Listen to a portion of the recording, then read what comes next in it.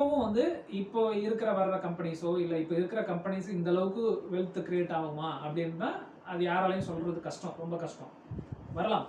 ஆனா அதுக்கு தான் நான் என்ன பண்றது, டைவர்சிஃபை பண்றோம். இப்போ இதுல வந்து நிறைய வேரியஸ் செக்டார்ஸ்ல இருக்கக்கூடிய ஷேர்ஸ் இருக்கு.